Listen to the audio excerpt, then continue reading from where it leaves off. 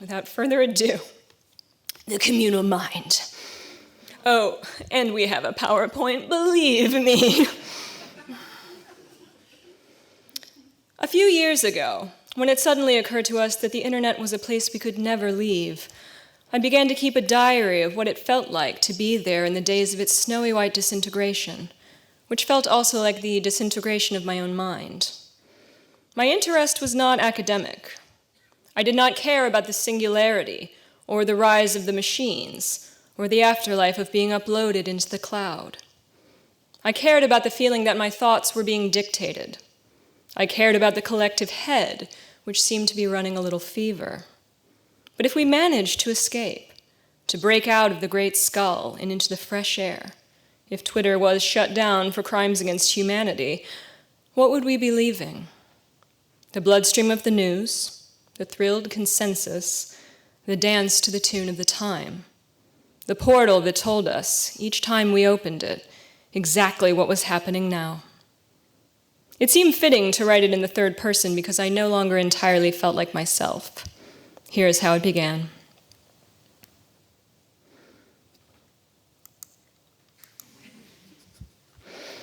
She opened the portal, and the mind met her more than halfway. Inside, it was tropical and snowing, and the first flake of the blizzard of everything landed on her tongue and melted. Close-ups of nail art, a pebble from outer space, a tarantula's compound eyes, a storm like canned peaches on the surface of Jupiter, the potato eaters, a chihuahua perched on a man's erection, a garage door spray-painted with the words, "Stop! Don't email my wife!" Why did the portal feel so private when you only entered it when you needed to be everywhere? The amount of eavesdropping was enormous. Other people's diaries streamed around her. Should she be listening to the conversations of teenagers? Should she follow with such avidity the compliments that rural sheriffs paid to porn stars, not realizing other people could see them? She lay every morning under an avalanche of details, blissed. Pictures of breakfast in Patagonia, a girl applying foundation with a hard-boiled egg, a Shiba Inu in Japan leaping from paw to paw to greet its owner, white women's pictures of their bruises. The world pressing closer and closer, the spider web of human connection so thick it was almost a shimmering in solid silk. It was a mistake to believe that other people were not living as deeply as you were. Besides, you were not even living that deeply. She opened the portal. "Are we all going to just keep doing this until we die?" everyone was asking. She had become famous for a post that said simply, "Can a dog be twins?"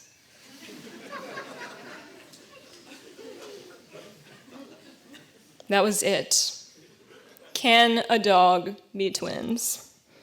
It had recently reached the stage of penetration where teenagers posted the cry face emoji at her. They were in high school. They were going to remember, can a dog be twins, instead of the date of the Treaty of Versailles, which, let's face it, she did not know either. This had raised her to a certain airy prominence. All around the world, she was invited to speak about the new communication, the new slipstream of information. She sat on stage next to men who were better known by their usernames, and women who drew their eyebrows on so hard that they looked insane, and tried to explain why it was objectively funnier to spell words wrong. This did not feel like real life, exactly. But nowadays, what did? The problem. She sounded militant, like a lesser-known suffragette.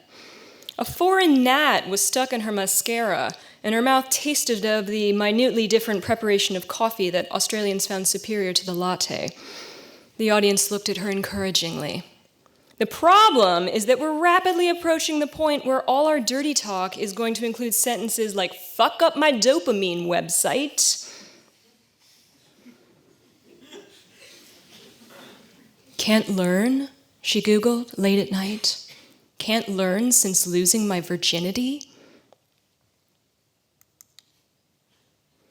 Her most secret pleasures were phrases that only 1% of people on Earth would understand, and that no one would be able to decipher at all in 10 years' time.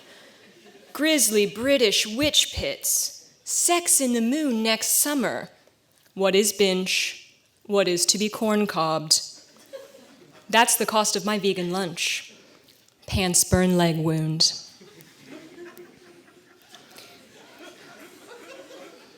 She could not feel her first fingertip. It was like the way your ear used to get soft, pink, and pliant, and the swirls of hair around it like damp designs from talking on the telephone. In Bristol, the sunset dripped as if from a honeycomb. A boyish figure stood in line to see her. "I used to read your diary," he confessed when it was finally his turn, and tears sparked in her eyes instantaneously. Diaryland, the place she had written before anything had happened to her, the place where she used to make the sort of jokes that would get people fired now. "What was your name?" she asked, and he told her, and a mundane ecstasy began to rush in her veins. His had been one of her very favorite lives. She remembered it in the minutest detail. The pints after work, the rides back and forth on the train, his search for ever spicier curries, the imagined dimness of his apartment with its crates of obscure records, and the green waving gentleness of it all. She stood up and held him. She could not help it. He felt as breakable as a link in her arms. Previously, these communities were imposed on us, along with their mental weather. Now we chose them, or believed that we did. A person might join a site to look at pictures of her nephew, and 5 years later believe in a flat earth. MySpace was an entire life. She nearly wept at a bookstore in Chicago, and the whole audience conjured up the image of a man in a white t-shirt, grinning over his shoulder, and a private music began to autoplay for each of them. And it is lost, lost, lost, lost. She had another heart now, which beat a black shadow of her real one. But if it ceased to beat, she would die too, like that security robot who recently committed suicide in a fountain, face down and almost funny.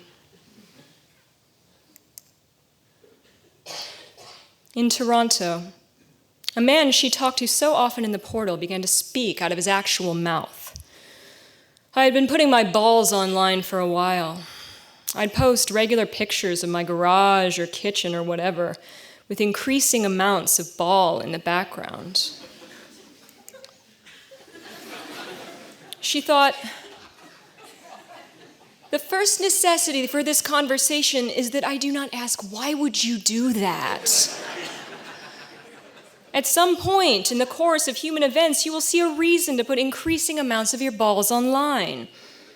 She glanced down at his feet. He was wearing cowboy boots, to be funny, as he sometimes posted pictures of himself in a 10-gallon hat with the caption, "Cowboy." He was one of the secret architects of the new shared sense of humor.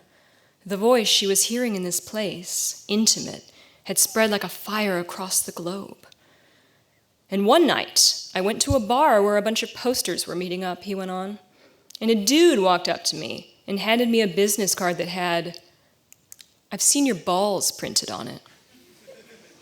He didn't say a single word.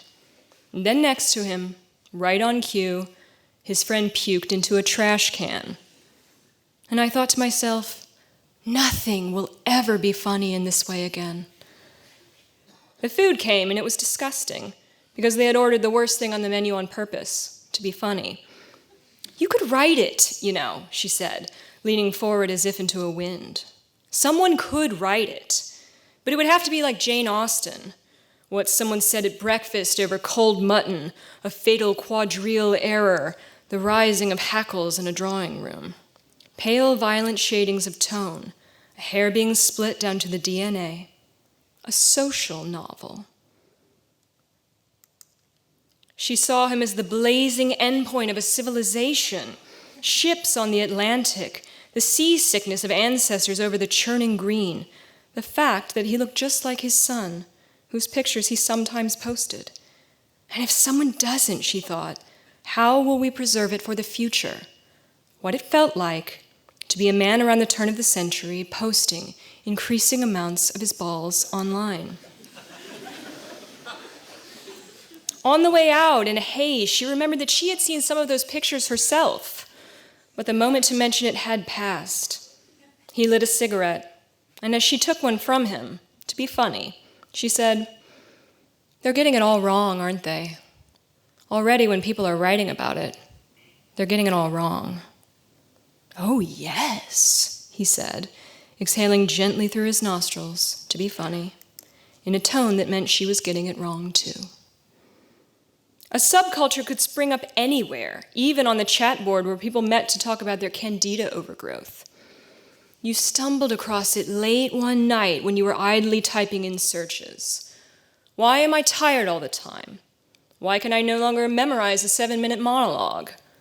Why is my tongue less pink than it was when I was a child?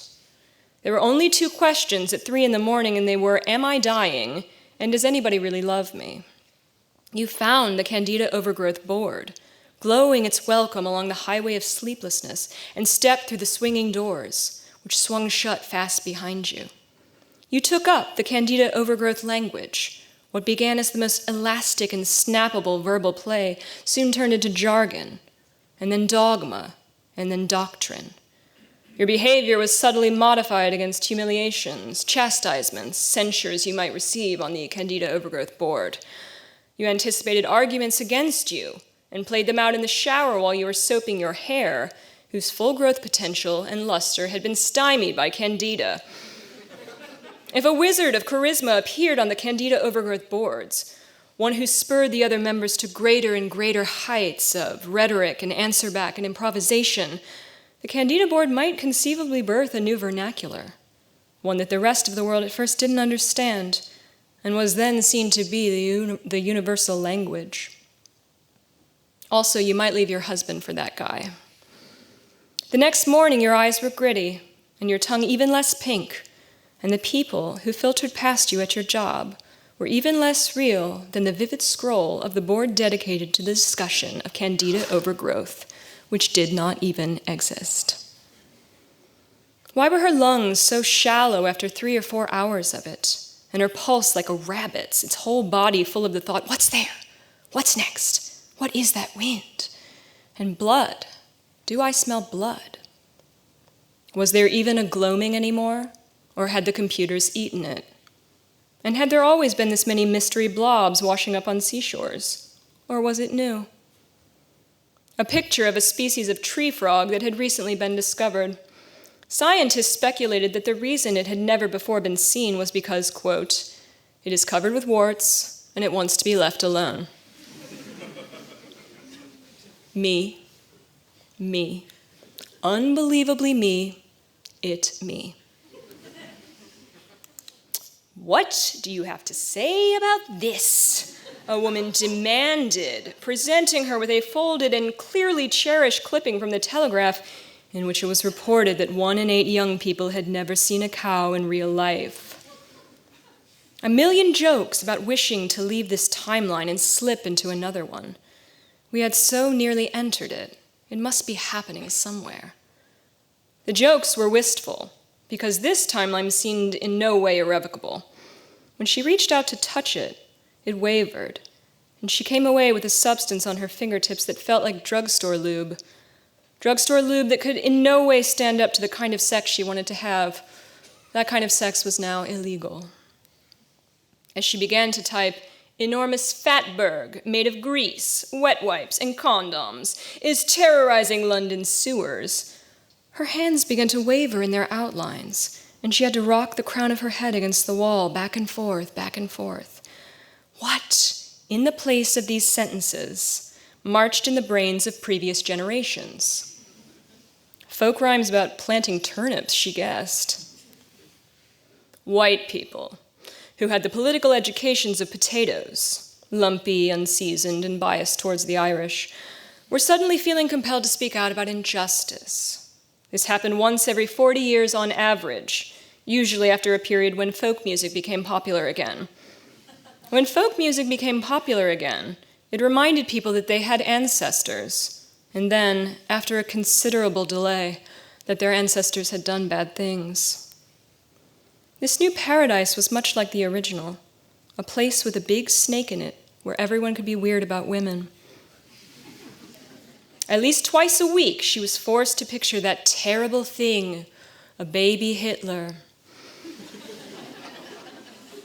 The grimy black and white rolls of his armpits, either in the nude or cloth-diapered, either with a mustache or without, either riding in a little gray tank or bedded down in a bunker with another baby wearing a blonde wig.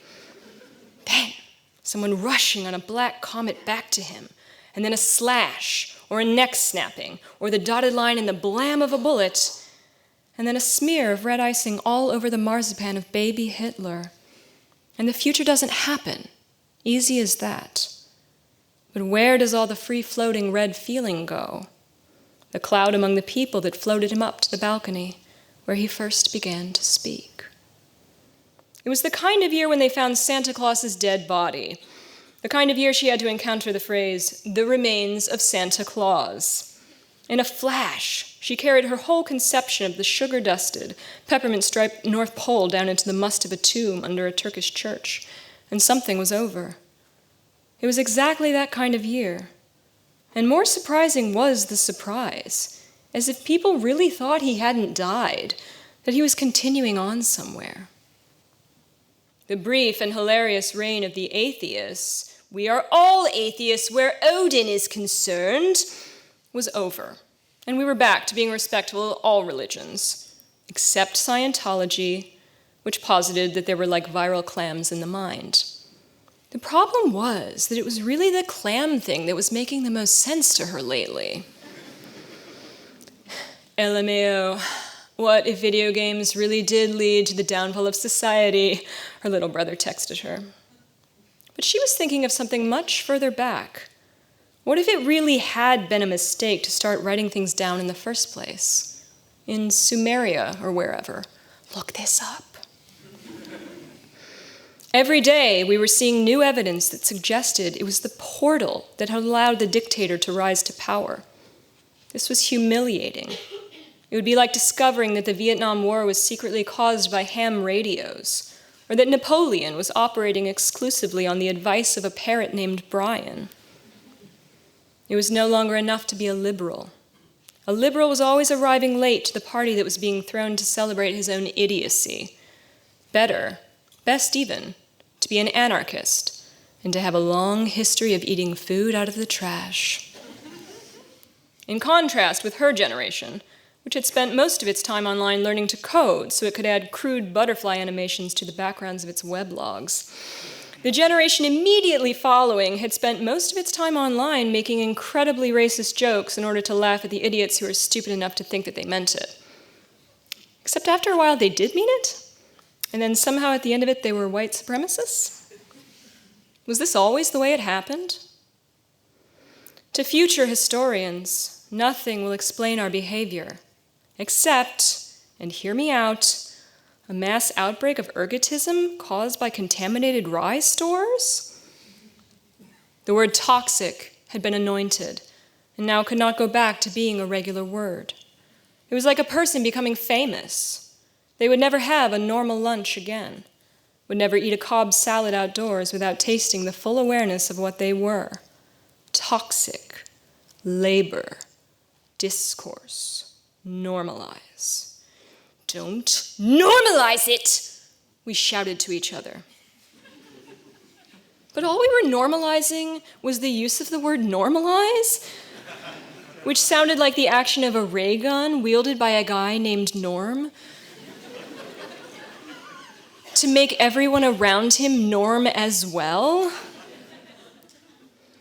What are you swimming in that you can't describe, won't describe, because it's too ordinary?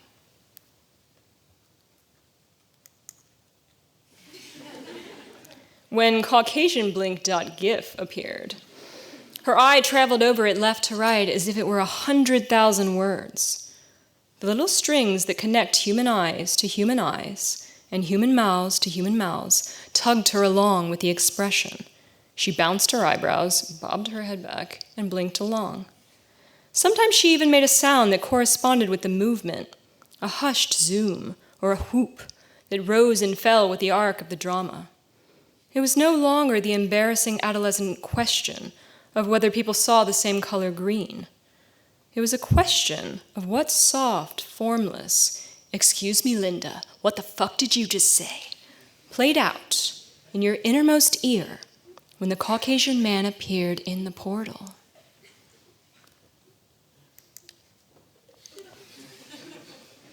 Certain people were born with the internet inside them. And suffered greatly from it. Tom York was one of them, she thought, and curled up in her chair to watch the documentary Meeting People is Easy. The cinematography is a speeding neon blare of streets and tilted bottlenecks and strangers, people breaking like beams through the prisms of airports, cowlicks pressed against cab windows, halls like humane mousetraps, ads where art should be, and a rich sulfur light on the drummer. It rains. It rains everything. The soundtrack blips through a fugue of interview questions, the same ones repeated over and over. Music to slit your wrists to? But then something happens. Tom York is holding the microphone out to a crowd, singing the chorus of Creep in blunt buffalo unison, never missing a word. He shrugs. The tilt of his wrist says, "Look at these idiots. And maybe I am an idiot myself." Then he smiles, one cheek lifting into an apple in the gray fog, and it is a real smile trying to pretend that it isn't.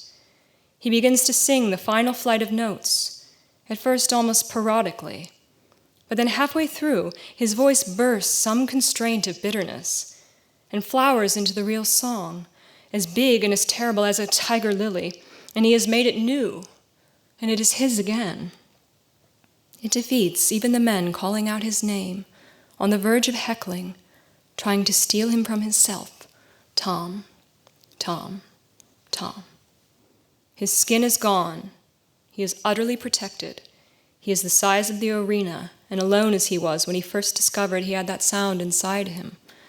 He stands, squeezing the microphone as if it were the throat of what had hurt him, the rigid systems inside him blown, nothing more than a boy, wearing the only kind of shirt available at that time. "I've never ever felt like that," he says later in an interview, his face washed back to its usual pink pain, about seeing that crowd of anonymous thousands on a hill with their lighters all flickering. It wasn't a human feeling.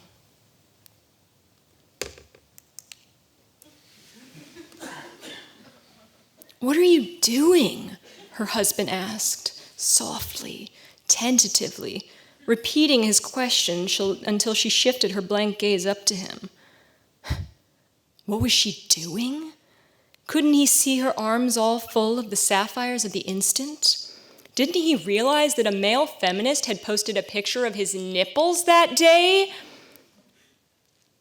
For the last few years, we had all been giving ourselves fascist haircuts, shaving the sides down to a clean, honest stubble, combing back the top with a snap of the wrist.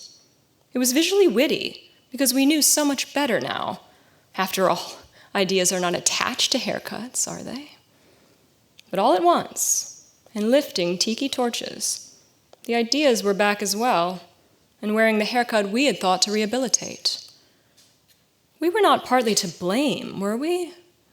Because those haircuts really had looked good. Each day to turn into a single eye that scanned a single piece of writing. The hot reading did not just pour from her, but flowed all around her. Her concreteness almost impeded it, as if she were a moat in the communal site. Sometimes the pieces addressed the highest topics: war, poverty, epidemics. Other times they were about going to a deli with a poor friend who was intimidated by the fancy ham. And we always called it that: a piece, a piece, a piece. Did you read the piece? It's there in the piece. Did you even read the piece? I wrote the piece.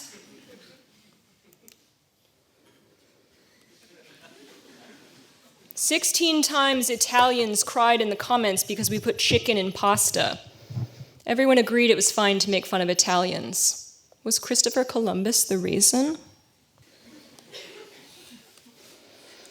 A conversation with a future grandchild. She lifts her eyes, as blue as willow ware. The tips of her braids twitch with innocence. So you were all calling each other bitch? And that was funny. And then you were all calling each other binge? And that was even funnier? How could you possibly explain it? Which words and in which order could you possibly utter that would make her understand? Yes, binge.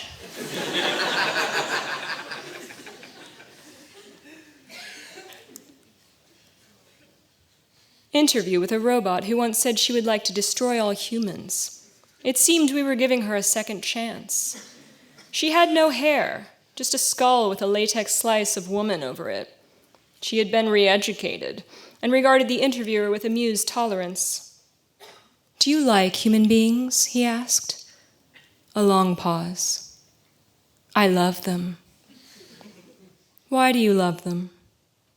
Some lag in the mechanism of her eyelid made her look as if she were thinking. Then her eyes opened wide, struck like silver cymbals. "I'm not sure I understand why yet." "Is it true you once said you would kill all humans?" The slice of woman has somehow learned the "oh no you did not" face and served it. "The point is that I'm full of human wisdom with only the purest altruistic intentions, so I think it's best that you treat me as such." We wanted every last one of those bastards in jail. But more than that, we wanted the carceral state to be abolished and replaced with one of those islands where a witch turned men to pigs. Call-out culture. Were things rapidly approaching the point where even you would be seen as bad? Life as a long experiment to discover the smallest amount of power a person would abuse. The answer seemed to be name tag. The defenses we had developed against the oppressor could only be discussed in the secret room, among others of our kind, as we poured fountains of a wine that was like our shared blood, and held out our hearts that were like scraped sparrows. But lately we had lost a sense of this shared room. We were among our kind, yes, but where were the walls? And there, standing in a doorway that contained all space, the oppressor listened in, gripping a bottle of our shared blood by the neck in his hand. One of the sparrows shook loose from us and flew. His eye was the first and the fastest to follow. Why were we all writing like this now? Because a new kind of connection had to be made, and blink, synapse, little space between was the only way to make it. Or because, and this was more frightening, it was the way the portal wrote. Even a spate of sternly worded articles called, "Guess What? Tech has an ethics problem," was not making tech have less of an ethics problem.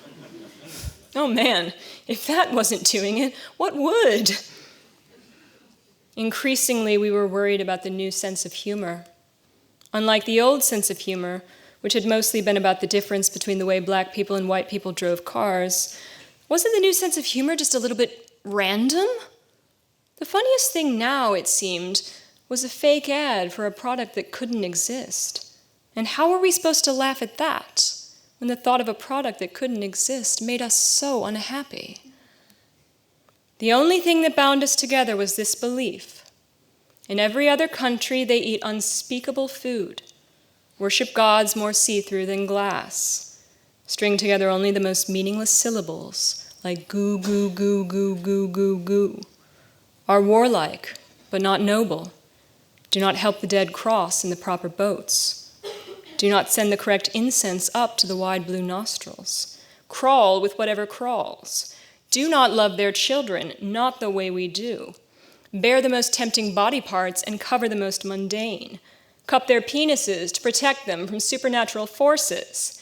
Their poetry is piss. They do not respect the moon. Slice the little faces of our familiars into the stew pot.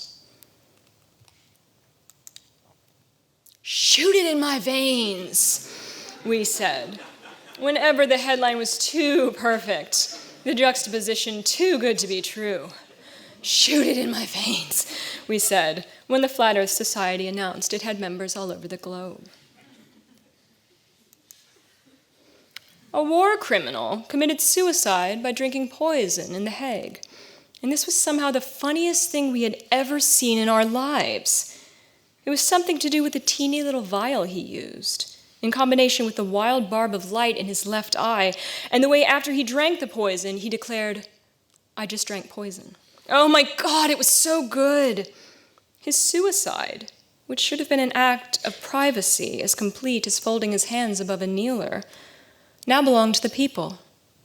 The poison, catchy, sang through our veins. She and her husband would often text each other throughout the day to say glitch, glitch. The simulation is glitching again. This was different from last year, when they would text each other news stories to say proof, proof. Isn't this proof? Proof that we're living in a simulation?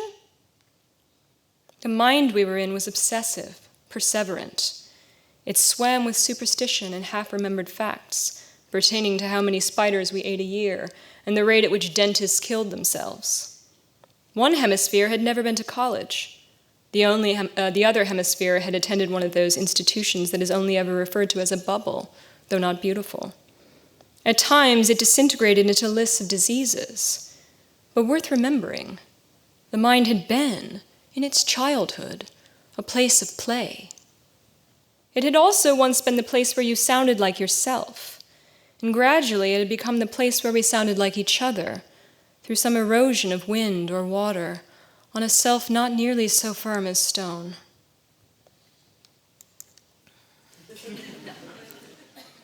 The most sinister indictment of modern political sexism was the fact that there was no female equivalent for the term absolute boy.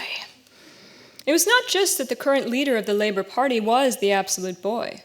It was that there were systems in place that allowed him to be the absolute boy. The cry flew out of us instinted. Absolute boy. We did not begrudge the absolute boy anything. A woman could not be an absolute boy. The most she could do was reclaim her time, which sounded like she had to go to a government office to do it and wait in line in nurses' shoes. This was related to the way women never got any of the good nicknames, like hoagie or killer, but instead had to be called like booby or tutu. She hoped the 24 online IQ tests she had taken were wrong. They had to be. A reporter from the BBC had once come to interview her. "Would you identify yourself as English?" she asked him delicately, for she had never really understood who was supposed to be English and who wasn't. "If someone held a gun to my head, I probably would, yeah," he replied, releasing a hot gust of air, lifting his chin with a look that was both resigned and defiant. She stepped back, alarmed. Had she committed a Brexit? It was so easy these days to accidentally commit a Brexit. She stepped forward again and awkwardly patted his arm. "Well, don't worry," she said, "because the only place that would ever happen to you is America." Everything tangled in the string of everything else. When her cat vomited, she thought she heard the word praxis. Michael Jordan's funeral would never proceed normally now. The music would swell, the lilies leap onto his casket one by one. A large, mournful balloon would be lowered through a basketball hoop, and millions of people the world over would be picturing what else? Pew after pew filled with his own tiny, shining, crying face.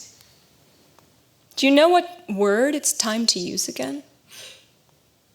Kremlin. Point.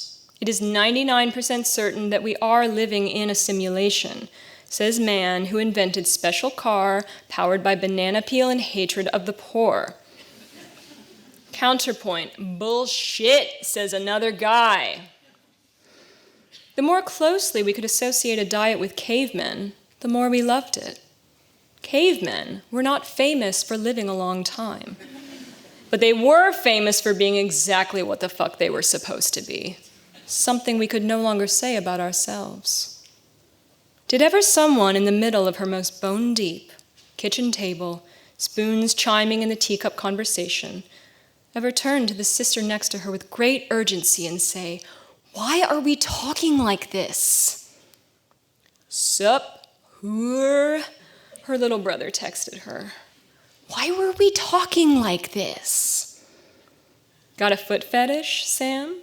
she asked the windburned Midwestern man who had complimented her too lavishly on her black ankle boots.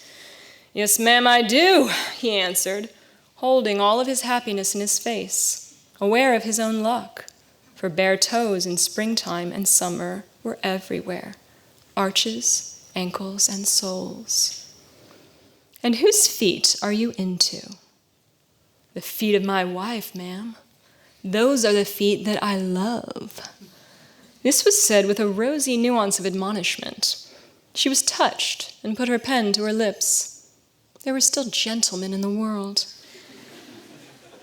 "You might think I'm a little bit of a pervert," he began, not wanting to be misunderstood, but she cut him off. "I don't think you're a pervert at all, Sam. If you were a member of my generation, you would come in a special jar over a period of months and then post pictures of the jar online." "A foot fetish." She took a deep breath. "A foot fetish is like a beautiful meadow in comparison. A foot fetish is Pachelbel's canon." The people who lived in the portal were often compared to those legendary experiment rats who kept hitting a button over and over to get a pellet. But at least the rats were getting a pellet, or the hope of a pellet, or the memory of a pellet. When we hit the button, all we were getting was to be more of a rat. Point: the solution is nanotechnology. Counterpoint: no, that's too small. Already it was becoming impossible to explain things she had done even the year before, why she had spent hypnotized hours of her life photoshopping bags of frozen peas into pictures of historical atrocities, why, whenever she especially liked anything, she said she was going to chug it with her whole. Already it was impossible to explain these things. Absolute boy had morphed to absolute unit. Was this progress? We took the things we found in the portal as much for granted as if they had grown there, gathered them as God's own flowers. When we learned that they had been planted there on purpose by people who understood them to be poisonous, who were pointing their poison at us, well, W, hand clap emoji, E, hand clap emoji, L, hand clap emoji, L, hand clap emoji. For a moment, if she allowed herself, she could even feel exhilarated to think she had been manipulated this way, that all the thickness, clumsiness, ploddingness she had ever felt could be overwritten. She was not those things. She was not her own slowness. She wasn't trapped, rooted in her provincial ignorance and her regional mispronunciations, pinned to one place. She was an instantaneous citizen of the flash of lightning that rode across the sky. I know. Our enemies! What if they had planted the thing about eating ass to make us all suddenly want and claim to eat ass? To talk constantly about our devotion to eating ass? To pose on our album covers with napkins tied around our necks and knives and forks poised over delectable asses? God, it was genius! No swifter way to bring down the supposed citizens of the free world than to transform them into a nation of ass-eaters. Had they made us weak with intermittent fasting? Had they wasted our evenings with a detective show that no one could understand? Had they done this to make American novels bad for a time? Were they distracting our anarchists with polyamory and meal replacement drinks so nothing could get done? Had they bloated us with homebrew? Had they made Christianity viable again? Had they brought back snap crotch bodysuits? But no. This is how conspiracy thinking begins. This is how you become someone who put the whole sky into finger quotes. She must accept that the craze for ass-eating had been organic, along with all the rest of it. The real problem was the oligarchs, everyone agreed, careful not to pronounce the CH at the end in a choo-choo train way. The situation was much too serious for that. Context collapse. That sounded pretty bad, didn't it? And also like the thing that was happening to the honeybees.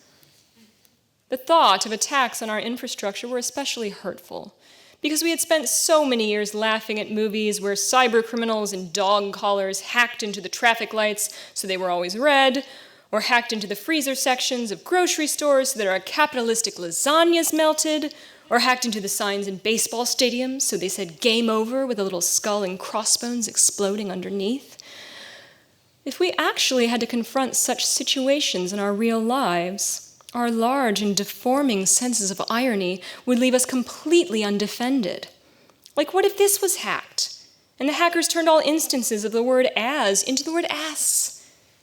That would be really funny. What do you mean you've been spying on me? She thought, hot, blind, unreasoning, and on the toilet. What do you mean you've been spying on me? With this thing in my hand that is an eye. How were we supposed to write, now that we could no longer compare anything to a phantom limb? Was the phrase, the braille of her nipples, to be absolutely retired? Were we just never to say that someone inclined her head like a geisha ever again? Could we not call the weather bipolar, without risking the prison of public opinion? Not imply that bird watchers were artistic? Could we not say the crescent moon was as slender as a poor person? Not say the sun crashed inevitably into the mountains like a woman driver? Take all shades and strengths of coffee away, if we can no longer hold it up to people's faces. When she shut the portal down, the thread tugged her back towards it. She could not help following. This might be the one that connected everything, that would knit her to an indestructible coherence. Self-care, she thought, and sprinkled in her tub a large quantity of an essential oil that smelled like a Siberian forest. But when she lowered herself into the trembling water, what she would have referred to in the portal as her behole began to burn with such a white-hot medieval fire that she stood straight up in the bath and shouted the name of a big, naked god she no longer believed in. And as strong rivers flowed off her in every direction, she did not remember the conditions of the modern moment at all. She was unaware of anything except the specific address of her own body, which meant either that the hot bath had worked to restore her to herself, or else that she would have sold out her neighbors to the regime in an instant. Experience. I was swallowed by a hippo. There was no transition at all, no sense of approaching danger. It was as if I had suddenly gone blind and deaf. A few years ago, that story would have been all anybody talked about for weeks. The sudden breach, the tooth of a new reality against the ribcage, the greeny-black smell of being lost in some ultimate aquarium. But now they had all been swallowed by a hippo. Big deal. That's life. Why, Queen Elizabeth's voice has got deeper every decade, and she's not alone. Study says all women's voices have changed thanks to girl power. That the shorthand we developed to describe something could slowly, brightly, wiggle into an example of what it described. Brainworms, until the whole phenomenon contracted to a single gray inch. Galaxy brain, until something starry exploded. Are you crying? her husband asked, slinging his backpack into a chair. She stared at him blurrily. Of course she was crying. Why wasn't he crying?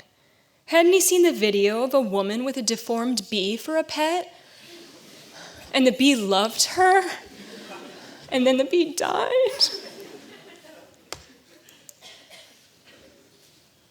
The Unabomber had been right about everything.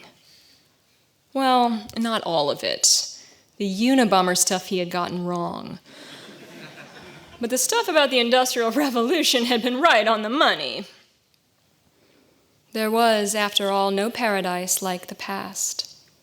It was a place where she knew what was going to happen, a place where she would always choose the right side, where the failure was in history and not in herself, where she did not read the wrong writers, was not seized with surges of enthusiasm for the wrong leaders, did not eat the wrong animals, cheer at bullfights, call little kids pussy as a nickname, believe in fairies or mediums or spirit photography, blood purity or manifest destiny or Freud, did not lobotomize her daughters or send her sons to war, where she was not subject to the swells and currents and storms of the mind of her time, which could not be escaped except through genius. And even then, you beat your wife, abandoned your children, pinched the rumps of your maids, had maids at all.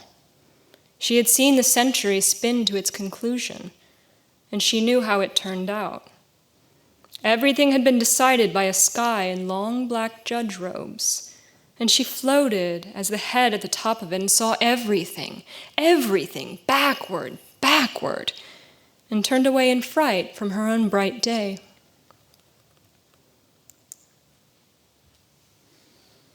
She opened the portal.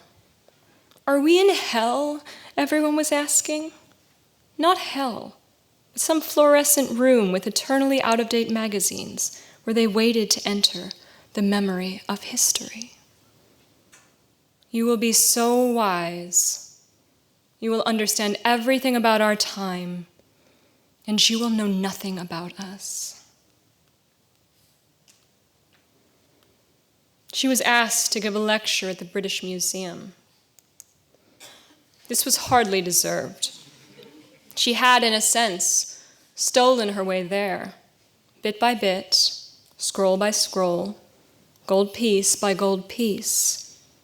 Still, she stood there and locked them in her mind for an hour.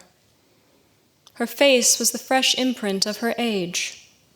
She spoke the words that were available for her to speak. She wore the only kind of shirt available at that time. It was not possible to see where she had gone wrong, where she would go wrong. She said, Garfield is a body positivity icon. She said, Abraham Lincoln is daddy. She said, the eels in London are on cocaine. It was fitting finally to appear in that place and exhibit herself, and from far away, collaged together in body and mind, monstrous in the eyes of the future, an imbecile before the Rosetta Stone, disturber of the deadest tombs, butterfly catcher and butterfly killer, soon to be folded between two pages herself, and speak about the liftedness of little and large things.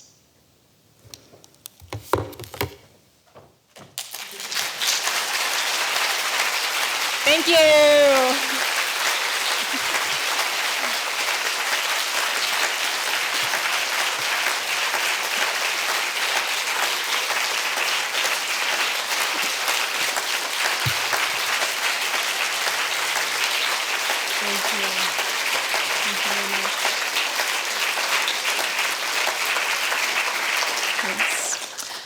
I will take some questions. If anyone has any questions, I think we have two people with microphones trotting around, looking for the question askers. Happy to answer anything while I chug this entire bottle of water. I know they're out there. I feel them. If someone had access to the entire corpus of everything that you've written online in your entire life, how long do you think they can impersonate you after your death before anyone became aware that it wasn't you? I don't think for even 1 frickin' second. Or I wouldn't be doing what I do. No, I think the thing that makes me truly unique and a maniac is the fact that I do not believe I could ever be impersonated to begin with. Could I be fed into a computer and have the computer spit out such things as I'm writing here? That is for the future to say.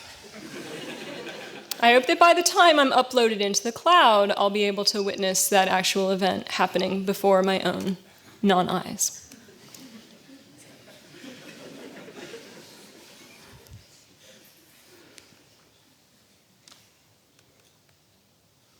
I feel them. And I like questions. I'm not like one of those freaks who's like, never ask me anything. I'm like, I will tell you the deepest, darkest secret I have if you just ask me. There's no... anything you ask me, I'll answer.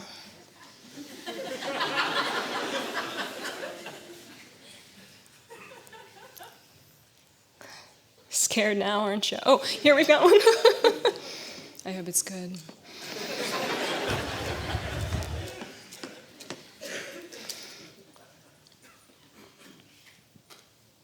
What is your deepest, darkest secret? I think the real secret is that I don't have any, because I just tell people whatever they want to hear as soon as they ask. So maybe the whole secret, I was asked the other night at an event, what do you think about sort of like call-out culture and that sort of thing? Like, what if people found it out about you, would you be really upset about? And I'm like, I think really the only protection about that is to just get all the garbage out here first. Just sort of like root it out of your own mind. And then you can say whatever you want at any given time, and it's always okay. So I hope that you take that advice going forward into the future, all of you as well.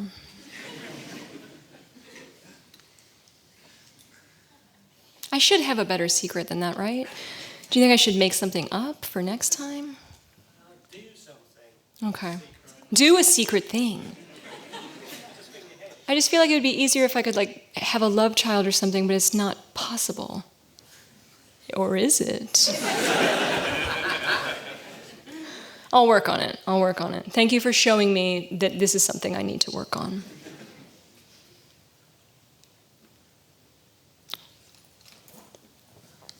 I was wondering how your life on the internet relates to your writing. Lots of writers find that a more difficult thing than you seem to find it.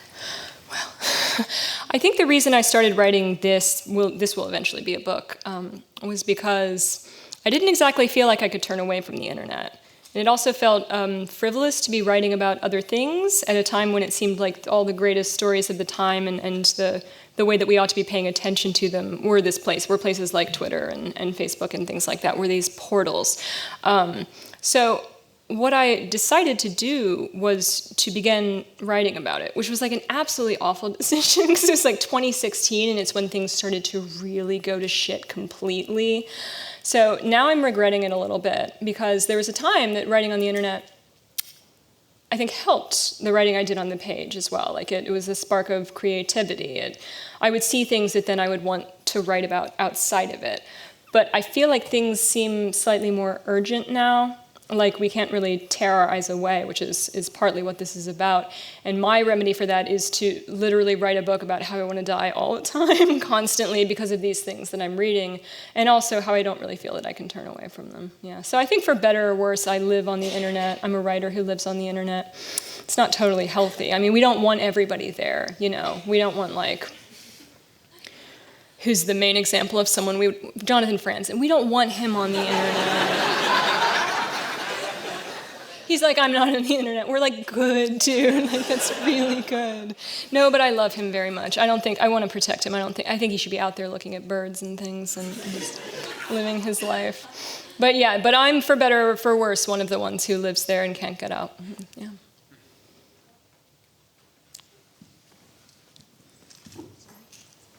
What would you say to Indiana Jones if he were here? Okay. I would have written on my eyelids, you. And that's what I would say to Indiana Jones. I'm so worried that he's going to die soon, Harrison Ford.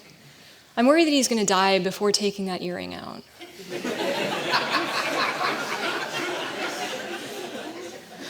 No, but I mean, seriously. Stay alive for us, Harrison. We need you. This is just like continuously playing up here. You know what I'm going to do? I'm going to switch it back to the drill quote just in case anyone didn't get to read it. This is how it feels. Yes, I think there was another one. How do you think Twitter is going to end? Like, do you think people are going to get bored, or do you think it's going to get shut down, or what? I think it's going to end with the end of the world. I think it's going to end the world, and that's how the world is going to end. Here's what I think, actually. I think that we were all ready, at least in America, to leave Twitter. And then the dictator set up a gold condo in the very top floor of it and began issuing pronouncements. And then it seemed like we couldn't leave because that's where the narrative was. And it trapped us there for a while longer. We've tried other places. I mean, I think they just shut Peach down. Like there hasn't been a viable alternative. And what we see is that people leave a particular platform or service when there's a new viable one that seems to offer some openness to creativity. I think that we are trapped there until this whole thing goes kablooey a little bit, including what's going on here. I mean, I think that it is such a way to sort of absorb an extreme granularity of news. It can't really happen in any other place that you can read from as many angles and see in as much dimension the stories of the time. So I think as long as it feels this urgent, it's not going anywhere, unfortunately, because I would love to be released.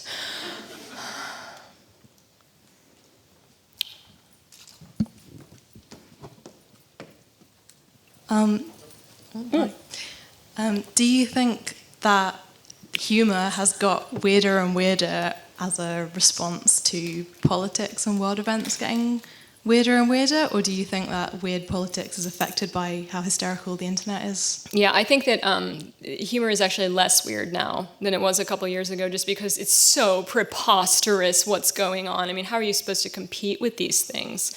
I mean, when my photo roll is just screenshots of actual news headlines. It's not like something you're going to come up to. It's not like something you're going to beat. So I think that maybe an era of preposterous or outrageous humor made this possible. It's hard to know with that kind of thing. But no, I think that it's actually become a little bit more rigid, a little bit less flexible, and a little bit less free form, partly because just our eyes are trained to what's going on as opposed to possibility, which is where humor at its best really comes from. I don't think we feel a strong sense of possibility right now. And that can lead to humor as well. I haven't seen an enormous efflorescence of the sort of thing I want to see. There are people who are doing really good work in America, pretty much just writing down what Donald Trump says, because it's not like you can parody what he's saying. So it's really just writing it down and taking dictation. So people are doing a great job of that, but it's just hard to imagine topping it. And if we were previously in a period where humor was so over the top, I think that there can only be a slight chastisement to that, or a slight subduing. Yeah. I wondered, with the pieces you wrote in the London Review of Books, which I really enjoyed, whether you chose those authors or whether you were asked to write about those authors. They asked me to write about those authors, and I've been really lucky so far because it's all people that I've read fairly deeply and feel, either a regional or an otherwise connection with. So yeah, I felt extremely lucky in the people that I got to write about, because some people, it's easy to write good stuff about people who write well. This is how I feel about it. It's much more difficult to write sometimes not about bad things, that's easy too, but about things that are just more mediocre, I think. So I've been extremely lucky and very fortunate and very thankful for the fact that they've asked me to do these pieces. Yeah, thank you. Yes, gentlemen.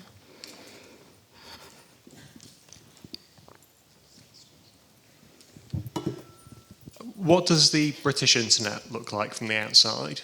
What is the what? The British internet. The British Twitter. So that is an interesting question. So there are different times of day that you'll encounter a lot of, suddenly there will be a lot of British people online and you're like, oh man, I really need to be knowing about this whole situation over here with this and that. But I think for a while in America, for a couple months, we were like, oh shit. everyone, we did something so embarrassing. We don't know how this happened. How can we ever show our face to the rest of the world again? And then it's not that we felt better because of what happened to you guys, but we felt better because of it. It felt not, we just felt camaraderie, I think, that we had been targeted in a similar way or were victim to a similar uprising or surge of feeling, stoked in whichever ways it was stoked.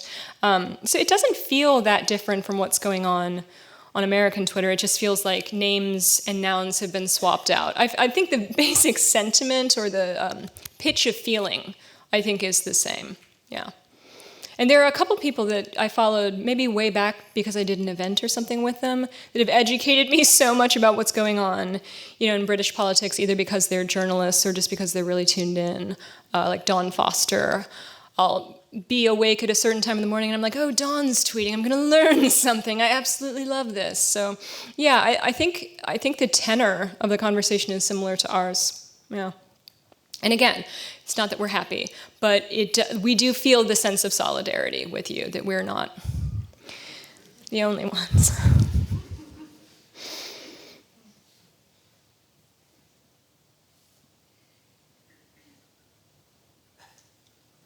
Ooh. You can scream at me, yep. If you turn this into a book, will you include images in it? Like, do you think the images are... That's a good question. This is a very interesting question. I didn't, it's a very long project. It didn't start having images with it, but when I sent it to the LRB, I had thought of saying, like, shouldn't we do a PowerPoint or something like that with it, but then I got distracted. And then a couple of days ago, they were like, well, maybe we should just have a PowerPoint that's, relevant images. And I was like, oh, yes, please. And it was very easy to find all of the ones I wanted, It wasn't like I had made any of these things up. So to a certain percentage of the population, these are the readily available images that they would be reading the book and seeing these things as it happened. I don't believe I would publish it with images, but we'll see, because I did think it was interesting to see it sort of laid out with a text next to, the Caucasian blink, that kind of thing. Like, what I wanted to do in writing it was to capture some of the texture of experience on the internet and how you feel like you can just keep reading and keep reading and keep reading, and there's always a little bit more. But it is so accompanied by images that, I don't know, maybe they are crucial. I don't know. Maybe we should have just one more. Maybe one more. Yes. I came to a talk on the internet, but coincidentally, my friend is writing a book about coming out in Savannah, Georgia. Woo! And about you, queer person from Savannah, Georgia. Yeah. So what's it like coming out in Savannah, Georgia? That's interesting. So is your friend in downtown, or is your friend like an art person? From Savannah, Georgia. They just went there on holiday.